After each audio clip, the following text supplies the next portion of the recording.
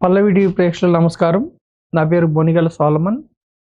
నేను mutual funds, PMS, GIFT City, AF డిస్ట్రిబ్యూటర్‌ని. ఈరోజు ఫ్రెండ్స్, ఈరోజు నేనేం చెప్తున్నానంటే, గత కొంతకాలంగా నేను సేవింగ్స్ వద్దు, అంటే మధ్యతరగతి ప్రజలు ఎస్పెషల్లీ సేవర్స్‌గా ఉంటే బ్యాంక్ వడ్డీ మాత్రమే వస్తుంది. ఇన్‌ఫ్లేషన్ అందుకోలేరు కాబట్టి, ఇంకా మధ్యతరగతి ప్రజలుగానే ఉండిపోతారు కాబట్టి సేవింగ్స్ వద్దు. అలాగే ట్రేడింగ్ వద్దు. అంటే స్టాక్ మార్కెట్‌లో ట్రేడింగ్, ఫ్యూచర్ అండ్ ఆప్షన్స్ వద్దు. 100కి 92 మంది నష్టపోతున్నారు సెబీ డేటా. ట్రేడింగ్‌కి మిక్కిలి నాలెడ్జ్ కావాలి. సో, ట్రేడింగ్ వద్దు. ఎన్ని ట్రేడ్‌లు సక్సెస్ అయినా ఒక్క ట్రేడ్‌తో మొత్తం డబ్బంతా పోయే అవకాశం ఉంటుంది కాబట్టి ట్రేడింగ్ వద్దు. ఈ కాంపెయిన్ నేను చెప్తున్నాను. ట్రేడింగ్ కూడా సెబీ అండర్‌లోనే ఉంటుంది. హెడ్జింగ్ కోసం వాడుకుంటే లేదా నాలెడ్జ్‌తో వాడుకుంటే ఓకే. కాకపోతే మధ్యతరగతి ప్రజలు మనలాంటి కామన్ మ్యాన్ ట్రేడింగ్ చేస్తే డబ్బులు నష్టపోతే ఒక 20, 30 లక్షలు పోగొట్టుకుంటే జీవితం అంతా వెనకబడిపోతారు కాబట్టి ట్రేడింగ్ వద్దు అని చెప్తున్నాను. మరి ఏం చేయమంటున్నానంటే, మన లైఫ్ స్మూత్‌గా ఉండాలంటే ఇన్వెస్ట్‌మెంట్ చేయాలి. ఇన్వెస్ట్‌మెంట్ ఎక్కడ చేయమంటున్నామంటే, నేనేమంటున్నానంటే ఇన్వెస్ట్‌మెంట్ మనకి ఆప్షన్స్, గోల్డ్ ఉంది, రియల్ ఎస్టేట్ ఉంది, బాండ్స్ ఉంది. అలాగే క్యాపిటల్ మార్కెట్స్, ఈక్విటీస్ ఉంది. ఈక్విటీస్ అంటే కంపెనీస్‌లో ఓనర్‌షిప్. నేనేం చెప్తున్నానంటే, ఎలాగో మన భారతదేశ ప్రజలు గోల్డ్ కొంత అక్యుములేట్ చేసుకుంటారు. గోల్డ్ అంటే మిక్కిలి మక్కువ. అమ్మాయిలు ఉన్న తల్లిదండ్రులు కావచ్చు, లేదంటే మనం గోల్డ్ జనరల్‌గా పెట్టుకుంటాం. ల్యాండ్ కూడా, రియల్ ఎస్టేట్ కూడా మీకు ఉండటానికి ఇల్లో, లేదంటే ల్యాండో ఉంటుంది. నేను పర్చేజ్ చేసేది ఈక్విటీస్ అంటే కంపెనీస్‌లో ఓనర్‌షిప్. ఈక్విటీస్‌లో కూడా నేనేం చెప్తున్నా అంటే, మన మధ్యతరగతి ప్రజలకి ఎస్పెషల్లీ ఒక స్టాకు, 2 స్టాకులు కొనుక్కుంటే, ఆ కంపెనీ లాభాలు జనరేట్ చేయలేకపోయినా, ప్రాఫిట్స్ సరిగ్గా లేకపోయినా మీకు నష్టాలొస్తాయి కాబట్టి, ఒక గ్రూప్ ఆఫ్ కంపెనీస్‌లో మీరు ఓనర్స్ అవ్వండి. ఎకానమీలో మీరు ఓనర్స్ అవ్వండి. అయితే డైవర్సిఫైడ్ ఇండెక్స్‌లో అవ్వండి. లేదా డైవర్సిఫైడ్ ఈటీఎఫ్ ఫండ్స్‌లో అవ్వండి. లేదా డైవర్సిఫైడ్ ఈక్విటీ మ్యూచువల్ ఫండ్స్‌లో అవ్వండి. అప్పుడేమవుతుందంటే ఒక 50-70 కంపెనీస్‌లో ఓనర్‌షిప్ తీసుకున్నప్పుడు డబ్బు జీరో కాదు మనకి. మనకు డబ్బు జీరో కాదు. రెండోదేమిటంటే దీర్ఘకాలంలో ముందుకెళ్తాం.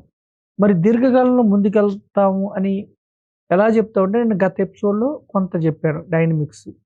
మన భారతదేశానికి ఉన్న అనుకూలతలు. ఈ యొక్క ఎపిసోడ్‌లో ఇంకా కొన్ని చెప్తాను. ఏమిటంటే, మన యొక్క ప్రజలు తలసరి ఆదాయం సంపాదించుకునే శక్తి పెరుగుతుంది. ఎలా పెరుగుతుందంటే చూడండి, 2031 వరకు, ఈరోజు 2025లో సుమారుగా 2200 $2200 పర్ క్యాపిటల్ ఇన్‌కమ్ తలసరి ఆదాయం ఉన్నది. వేరేయాస్ 2031కి వచ్చేవరకి 5242 అంటే సుమారుగా 2.5 రెట్లు మన యొక్క తలసరి ఆదాయం పెరగబోతుంది. అంటే మనం కొంచెం సంపన్న వర్గాలుగా, ధనిక వర్గాలుగా మన యొక్క ప్రజలు మారబోతున్నారు కొంతవరకు. సో, ఇది అనుకూలమైన అంశం. అంటే ఎప్పుడైతే తలసరి ఆదాయం పెరుగుతుందో ఎక్కువ కన్జంప్షన్ చేస్తారు. ఎకానమీ ముందుకెళ్తూ ఉంటుంది. తర్వాత ఏమిటి? మన యొక్క కన్జంప్షన్ డైనమిక్స్ మారినాయి. అంటే ఖర్చు పెట్టే పద్ధతులు మారినాయి. చూడండి, మనం 2025 నుంచి 30 వరకు మనము సుమారుగా 1.5 ట్రిలియన్, 2030 వరకు 1.5 ట్రిలియన్ అంటే 1,00,000 కోట్లు. 1.5 ట్రిలియన్ ఖర్చు పెట్టబోతున్నాం మనం. ఎందుకని ఖర్చు పెట్టబోతున్నాం అంటే, మెయిన్ కారణం కామర్స్. ఇంతకుముందు ఏమిటి, ఇంతకుముందు ఫిజికల్‌గా బయటికెళ్ళి షాపింగ్ చేసుకునేవాళ్ళం. ఇప్పుడేమిటంటే కామర్స్ అంటే ఎలక్ట్రానిక్ కామర్స్ మిక్కిలి డెవలప్ అవ్వటం వల్ల కామర్స్‌లో మన యొక్క కన్జంప్షన్ బాగా పెరిగింది. తర్వాత అనార్గనైజ్డ్ సెక్టార్ నుంచి ఆర్గనైజ్డ్ సెక్టార్ వైపు మన యొక్క కన్జంప్షన్ పెరిగింది. ఉదాహరణ ఏమిటంటే, ఇప్పుడు చూడండి, తనిష్క్ అంటే టైటాన్ జ్యువెలర్స్ ఉంది కదా! 2000 ఇయర్‌లో కేవలం 2% పీపుల్ మాత్రమే టైటాన్ నుంచి జ్యువెలర్స్ కొనేవాళ్ళు. వేరేయాజ్ 2020కి వచ్చేవరకి 40-50% ప్రజలు జ్యువెలర్స్ టైటాన్ నుంచి అంటే అనార్గనైజ్డ్, బయట జ్యువెలరీ షాపుల్లో, చిన్న చిన్న జ్యువెలరీ షాపుల్లో కొనే ప్రజలు ఆర్గనైజ్డ్ సెక్టార్‌లోకి వచ్చారనమాట. అలాగే ఇంకా చూడండి, కామర్స్ ప్లాట్‌ఫార్మ్స్ ఎంత డెవలప్ అయినాయంటే, బ్లింకిట్ స్విగ్గీ, అమెజాన్ ఇండియా, మెషో ఇట్లాంటి ప్లాట్ఫామ్లు విపరీతంగా ఖర్చు పెడుతున్నారు. అంటే ఇప్పుడు చూడండి 7.7 మిలియన్ వర్కర్స్ 2020లో ఈ గిగ్ ప్లాట్ఫామ్ సెక్టార్లో పనిచేస్తుంటే ఇప్పుడు అది 2029-30కి సుమారుగా 23 మిలియన్ పనిచేయబోతున్నారు. అంటే ఇటు ఎంప్లాయ్మెంట్ పెరుగుతుంది, అన్ఆర్గనైజ్డ్ సెక్టార్స్ నుంచి ఆర్గనైజ్డ్ సెక్టార్స్కి కన్సంప్షన్ ఇదైంది.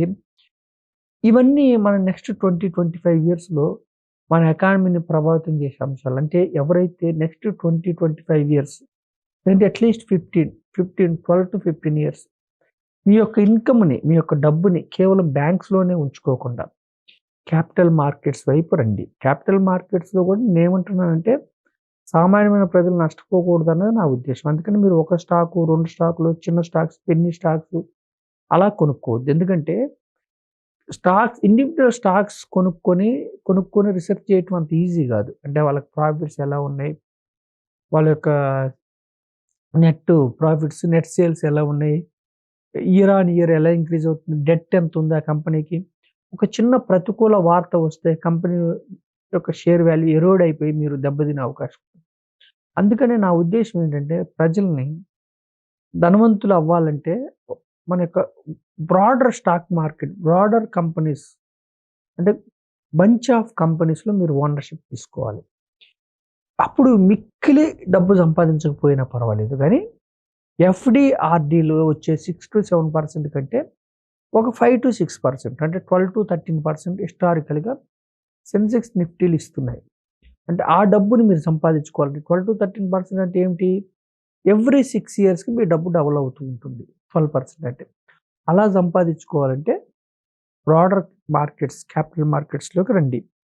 మన దేశానికి ఇంకొక అనుకూలత ఏమిటంటే హ్యూమన్ క్యాపిటల్. అంటే మన దేశము, భారతదేశము 140 కోట్ల మంది ప్రజలతో నిండి ఉన్న దేశం. అయితే చూడండి ఇందులో కూడా మన యావరేజ్ ఏజ్ మన 140 కోట్ల మందిలో యావరేజ్ అందరు అంటే పెద్ద వయసు వాళ్ళు, చిన్న వాళ్ళు అందరూ యావరేజ్ తీస్తే యంగెస్ట్ పాపులేషన్ ఉన్న దేశం మనది. అంటే మన దేశం యావరేజ్ ఏజ్ 28. అంటే 28 సంవత్సరాల యవ్వనస్తులు ఎక్కువ మంది యవ్వనస్తులు కలకల్లాడుతున్న దేశం. కానీ China average age 39.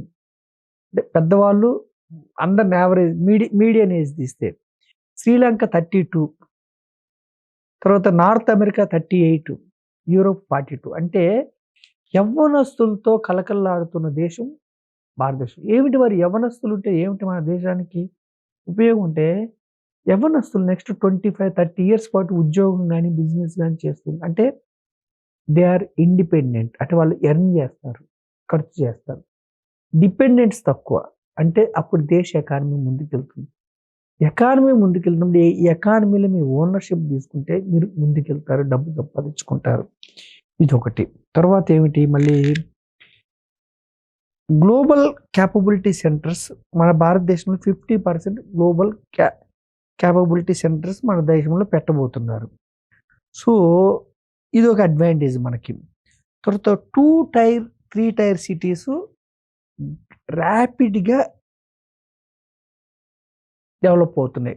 2 tier 3 tier cities అంటే ఏమిటి? ఇప్పుడు చూడండి మన దేశం మన యొక్క ఆంధ్ర రాష్ట్రాల్లో, ఆంధ్ర తెలంగాణలో వరంగల్, విశాఖపట్నం, విజయవాడ, తిరుపతి ఇట్లాంటివి 2 tier 3 tier cities. Ahmedabad, Guwahati, Bhopal, Ranchi, Kanpur, Lucknow, Chandigarh, Mangaluru, Madurai ఇట్లాంటి సిటీస్ డ్రాస్టికల్గా డెవలప్ అవ్వబోతున్నాయి.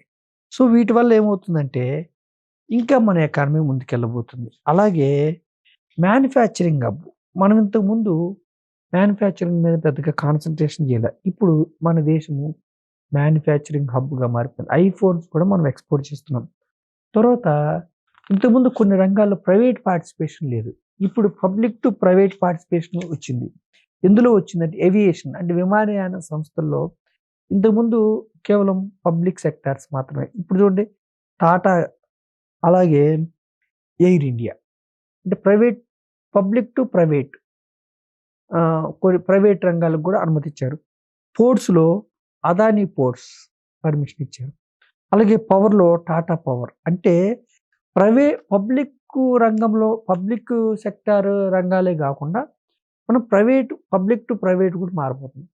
నేనేమంటున్నానంటే ప్రజలకి ఎస్పెషల్లీ మన ప్రజలకి, మన ఎపిసోడ్ చూసే ప్రజలకి మీరు ఆర్థికంగా ప్యాసివ్ ఇన్‌కమ్ సంపాదించుకోవాలంటే కేవలం బ్యాంకుల్లోనే డబ్బులు పెట్టుకొని ఉంటే సరిపోదు. మీరు కొన్ని కంపెనీస్‌లో ఓనర్స్‌గా మారాలి.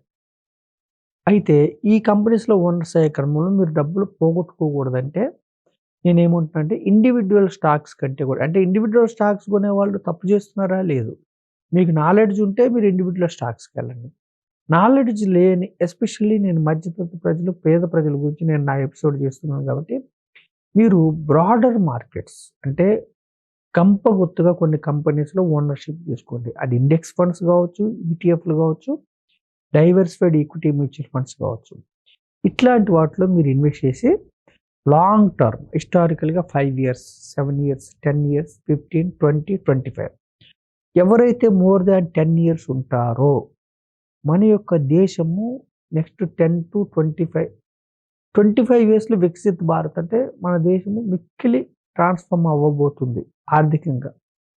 సో, ఎవరైతే మోర్ థాన్ 15 ఇయర్స్ ఉంటారో మన యొక్క క్యాపిటల్ మార్కెట్స్ మిక్కిలి మల్టిప్లై అవ్వబోతున్నాయి. మన యొక్క కంపెనీ స్టాక్స్ అంటే ఇక్కడ 5,000 కంపెనీ స్టాక్స్ ఉంటే మనం చెప్పేది broader market Nifty 500 or BSc 500 top 500 stocks గురించి.